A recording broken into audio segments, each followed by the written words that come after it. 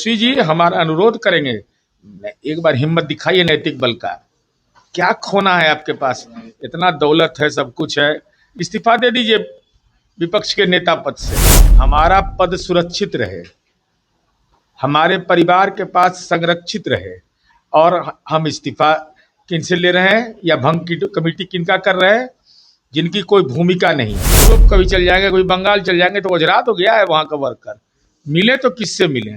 लालू जी बीमार हैं, अब उनसे तो कोई शिकायत भी नहीं कर सकता, अपेक्षा भी नहीं करना चाहिए। के नेतृत्व में इतना शानदार शर्मनाक पराजय आपका हुआ कि जमानत बचाने के लिए जाप करना पड़ा, वो जमानत भी नहीं बच पाया। अरे तो आप लोग भी हैं ना? बिल्कुल, हम हारे हैं तो समीक्षा कर रहे हैं।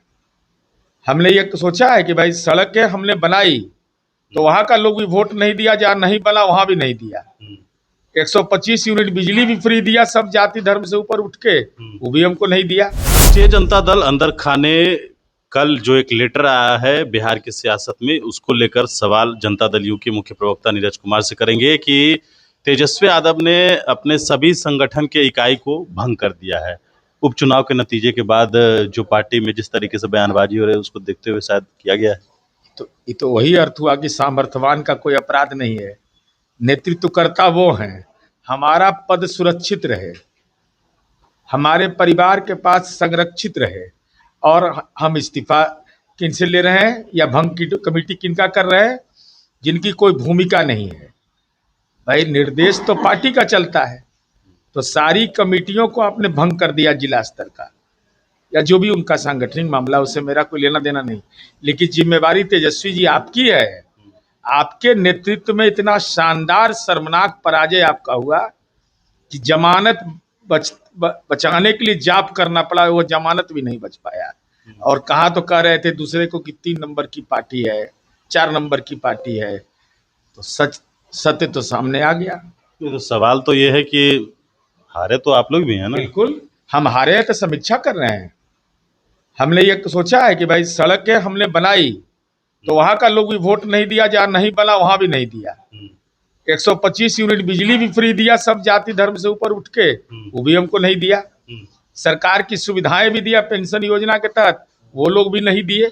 तो कहीं ना कहीं हम में कमी है, लेकिन कमी हम में है ना, तब ठिकरा हम दूसरे के मत्थे फोड़ दें। तो तेजस्वी जी हमारा अनुरोध करेंगे, एक बार हिम्मत दिखाइए नैतिक बल का। क्या खोना है आपके पास? इतना दौलत है, सब कुछ है, इस्तीफा दे दीजिए विपक्ष के नेता पद से। अच्छा, आप ही के पार्टी के विधायक जो हैं वो इस बात को कह रहे हैं कि नीतीश कुमार अगर सीएम होते तो ऐसा रिजल्ट नहीं आता। प्रदेश अध्यक्ष जनता दल यू के उमेश कुशवाहा जी ने अपना मंतव्य दे दिया। अब उनसे बड़े बड़े नेता जो लोग हैं बिहार में, वो अपना बयान देते रहते हैं। एक प्रदेश अध्यक्ष के बयान के बाद प्रवक्ता के बयान का औचित्य क्या होता है? नहीं, लेकिन सवाल तो उठ रहा है ना, खूब सवाल चर्चा भी हो रहा है इस बात को लेके। कोई सवाल नहीं है। दिल्ली में सरकार में है, बिहार में सरकार में है, 7 निश्चय 3 नीतीश कुमार जी के कार्यक्रम की बुनियाद पर सरकार चल रही है। कहीं कोई मामला नहीं है। हाँ, समीक्षा करेंगे। अब वो एनडीए के स्तर पर होगा कि हमारी पार्टी के स्तर पर होगा, इसकी जानकारी मुझे नहीं है। अच्छा, जिस तरीके से बयानबाजी हो रही थी राष्ट्रीय जनता दल के भीतर, उसको आप कैसे? वो दुखद है। इस ढंग का बयानबाजी उनके पार्टी का आंतरिक मामला, लेकिन दुखद है। ऐसा चीज आपस में अब नेतृत्व करता ही नहीं है भाई। अब यूरोप कभी चल जाएंगे, कोई बंगाल चल जाएंगे, तो गुजरात हो गया है वहां का वर्कर। मिले तो किससे मिले? लालू जी बीमार हैं, अब उनसे तो कोई शिकायत भी नहीं कर सकता, अपेक्षा भी नहीं करना चाहिए। लेकिन जिनसे अपेक्षा, अभी यूरोप चल जाते हैं।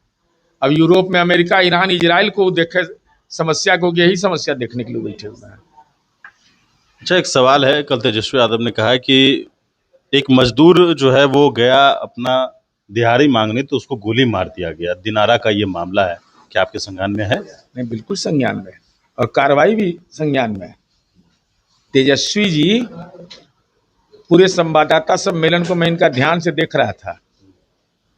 ये डेहरी एंड सोन पर तो बोल रहे हैं, बोलने का अधिकार उनको है, लेकिन इनकी जुबान बांकीपुर उपचुनाव के परिणाम पर रूंध जा रहा था, बोल नहीं पा रहे थे। अरे हिम्मत रखना चाहिए। खोने के लिए क्या आपके पास है? सब तो खो दिए आप, अब कुछ बचा हुआ है? अच्छा, AK-47 से जो गोली चलाया था 3 लोगों को जो गोली लगी उस पर कार्रवाई का क्या है? कौन वहाँ सिवान में एक अभिषेक कुमार नाम का, हमको जहाँ तक स्मरण है, अभिषेक कुमार नाम का, वो भी AK-47 से गोली की बात नहीं है, वो 1.5 किलोमीटर दूर घटना हुई है। भीड़ का आक्रोश था, स्वाभाविक था, जिन सरोकार के विषय पर था उसको हम लोग भी संज्ञान में रखते हैं, ऐसे विषय पर संवेदनशील होना चाहिए। जो भी घटना हुई, अब ये कुप्रचारित कर दिया गया कि AK-47 से गोली चला है। अगर किन्हीं के पास प्रमाण है तो प्रमाण पत्र उनको वीडियो साझा किया था राष्ट्रीय जनता वीडियो नहीं, भाई राष्ट्रीय जनता दल तो फर्जी आरोप है 420 वाला। भाई AK-47 का चलेगा तो कोई फॉरेंसिक की रिपोर्ट आ गई। कोई बात कहने के प्रति गंभीर होना चाहिए। गोली लगी है ये मानते हैं या नहीं? गोली लगी, लेकिन किसके कहने पर गोली चली? अब ये तो वहाँ का लोकल मजिस्ट्रेट जो होगा उसने आदेश ने दिया होगा, दूसरा कौन आदेश दे देगा। अब इनके इतना ज्ञानी तो हमें नहीं कि मुख्यमंत्री आदेश कर रहे हैं, DGP आदेश कर रहे हैं। अरे जो घटना स्थल पर रहता है उसके नेतृत्व में यह निर्णय लिया जाता है।